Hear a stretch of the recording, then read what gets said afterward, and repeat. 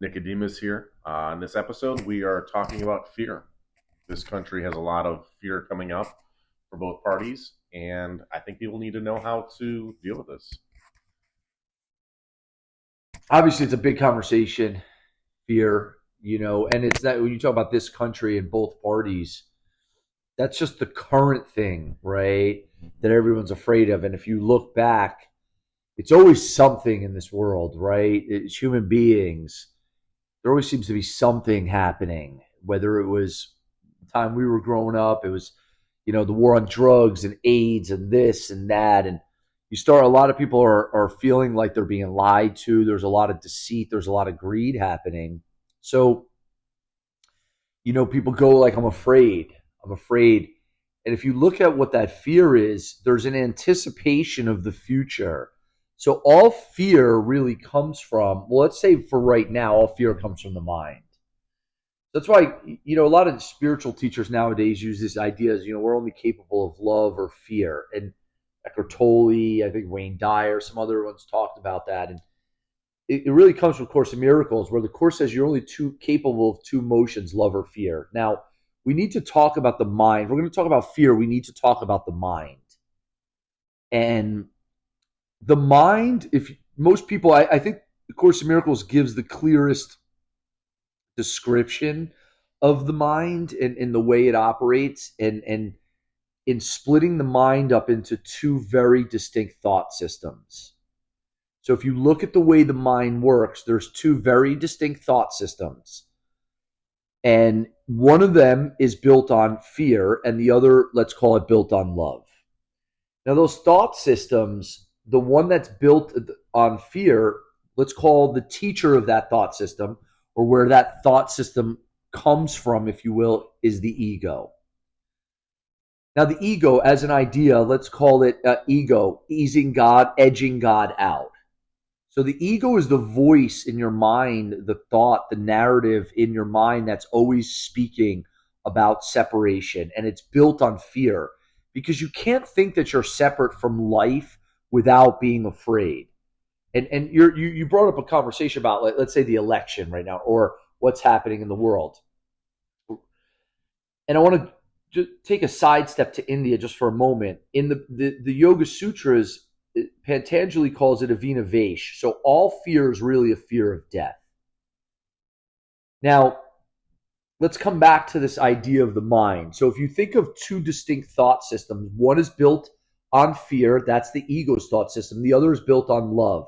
Let's call that spirit, the higher self, God, whatever you want to call that thought system. Now, the Course says there's something very interesting about these thought systems. If you watch your mind, you can't be in fear and, let's say, be grateful at the same time. So these thought systems are internally consistent. So just stay with me for a moment.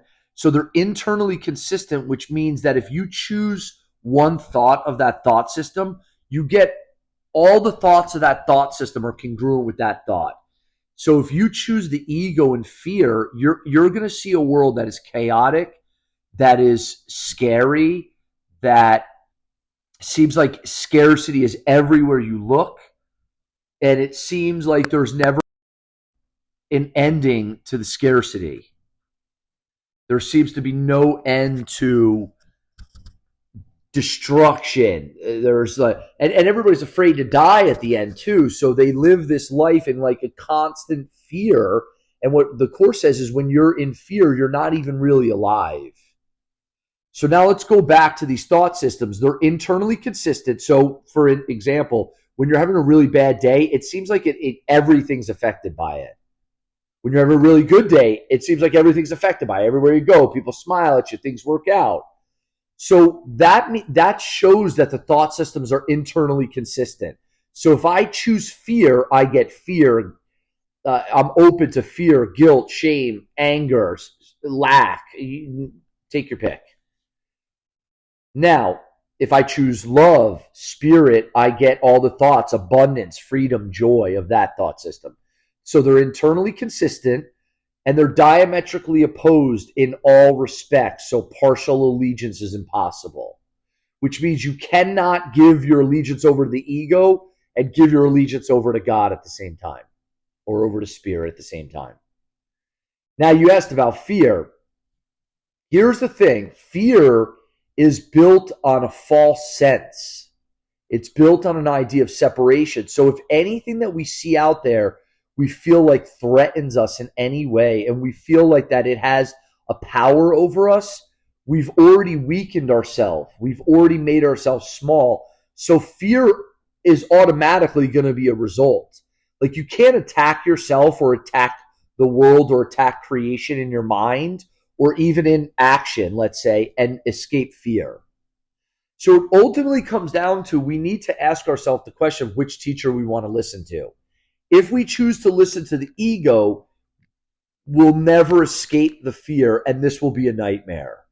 If we choose to listen to spirit, it's as though everything's always working out for us. And like the Course says, all things work together for good. I place the future in the hands of God. You can't be afraid and think that at the same time. One of those thoughts cancels out the other. So ultimately it comes down to, for ourselves, which do we choose? Now, that doesn't say, what you're going to do out in the world and in your life. All that is secondary. The fear exists in the mind, and in the mind only, and it only comes from thoughts. When those thoughts are aligned with God, spirit, fear is not possible. And even if it does come up, it's used as a fuel for awakening. It's used to choose again. It's used to go, I'm choosing wrongly. Let me choose again. And then the fear ultimately is eradicated. And that's the miracle. That's the shifting out of that lack, that sense of isolation, alone, and abandonment that the ego is constantly selling on us on, and which has us chasing out in the world, trying to constantly manipulate the dream so we're not afraid. It's really simple.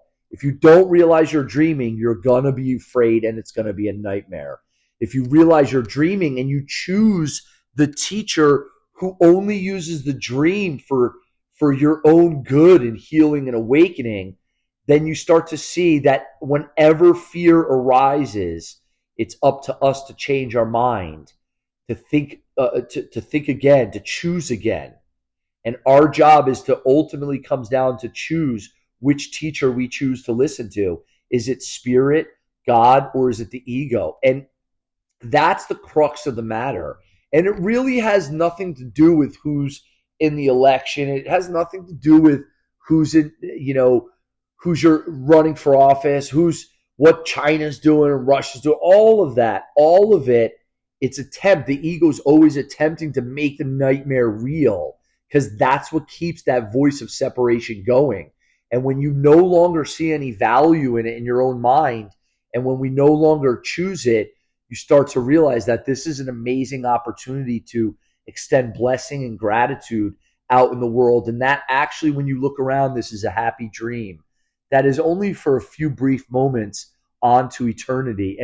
And what you and I are at our crux, at our core, is pure, free, and eternal being that nothing can add to us and nothing can take away from us. So in the end, what ultimately is there to fear? And the answer is nothing.